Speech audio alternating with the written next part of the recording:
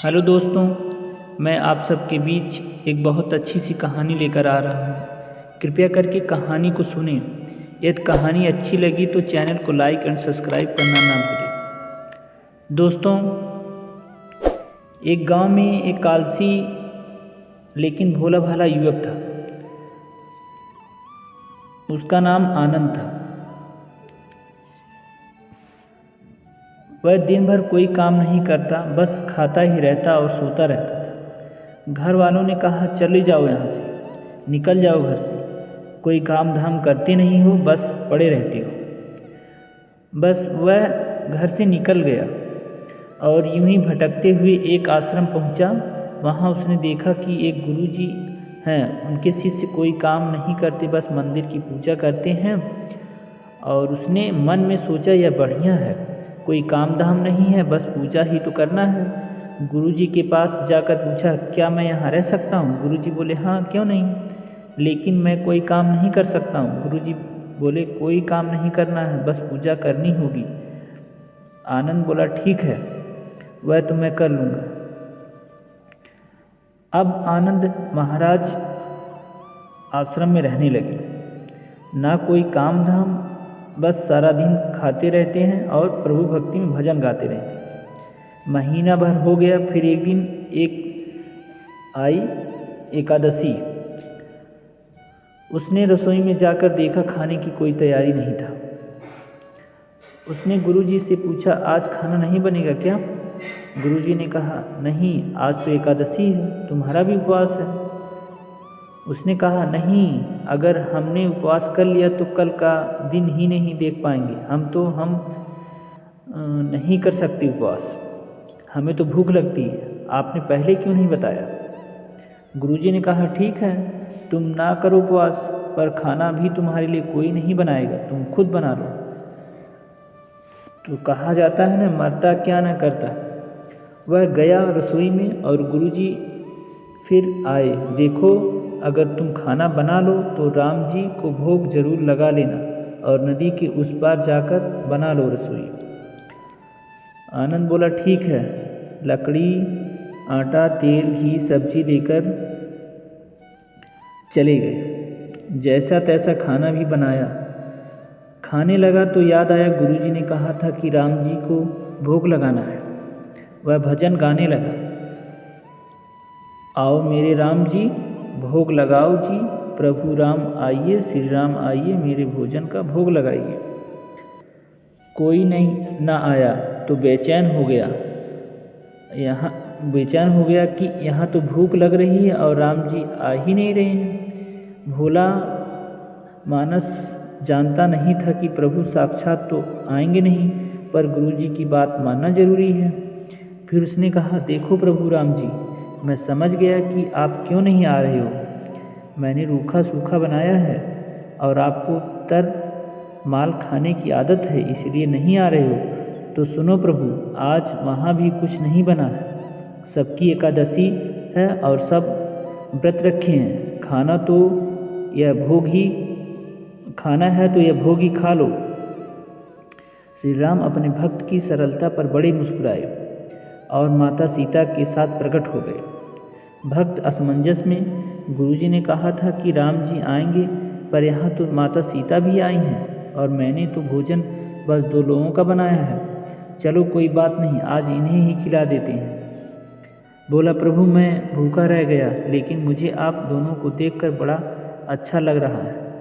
लेकिन अगली एकादशी पर ऐसा ना करना, पहले बता देना कि कितने जन आ रही हो, और हाँ, थोड़ा जल्दी आ जाना, क्योंकि मैं भूख से तड़प रहा था। राम जी उसकी बात पर बड़े मुदित हुए, प्रसाद ग्रहण करके चले गए।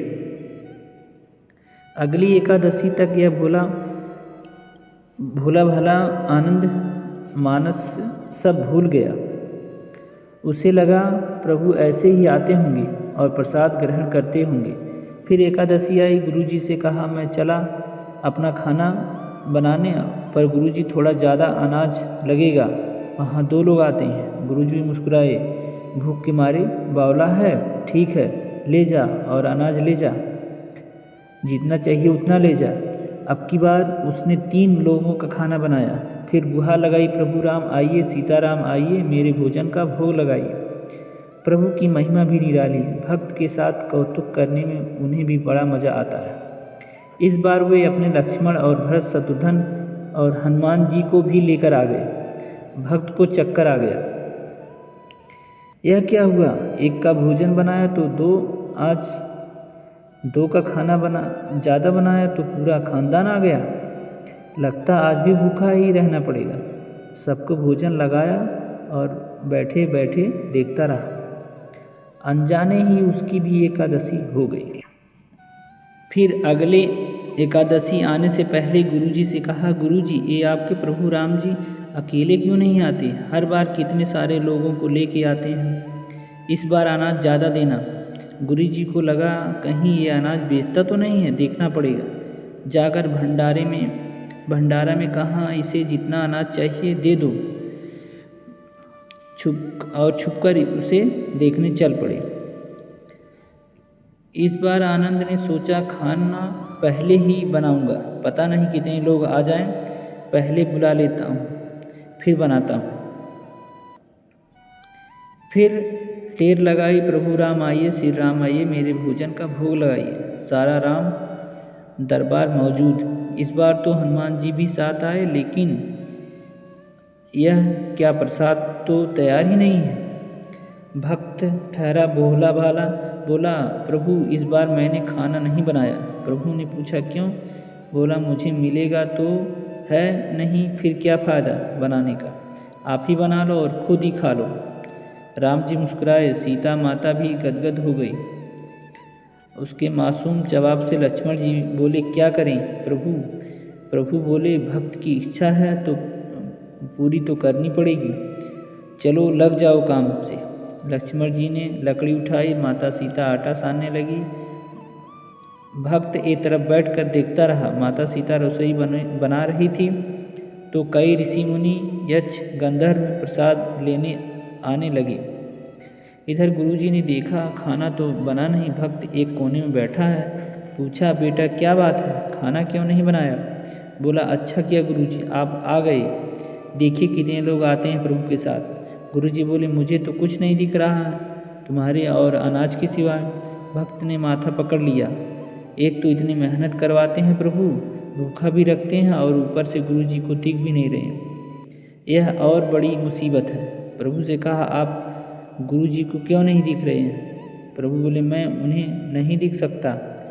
बोला, क्यों? वे तो बड़े पंडित हैं, ज्ञानी हैं, विद्वान हैं, उन्हें तो बहुत कुछ आता है, उनको क्यों नहीं दिख सकते आप?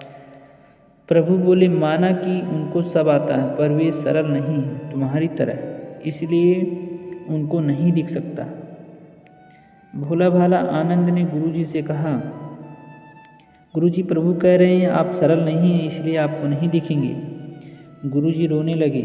वाकई मैंने सब कुछ पाया पर सरलता नहीं पा सका तुम्हारी तरह, और प्रभु तो मन की सरलता से ही मिलते हैं। प्रभु प्रकट हो गए और गुरुजी को भी दर्शन दिए। इस तरह एक भक्त के कहने पर प्रभु ने रसोई भी बनाई। दोस्तों, इस कहानी को सुनने में अगर आपको थोड़ा भी अच्छा लगा तो चैनल को सपोर्ट ज़रूर करें। चैनल को लाइक एंड सब्सक्राइब करना ना भूलें। धन्यवाद दोस्तों।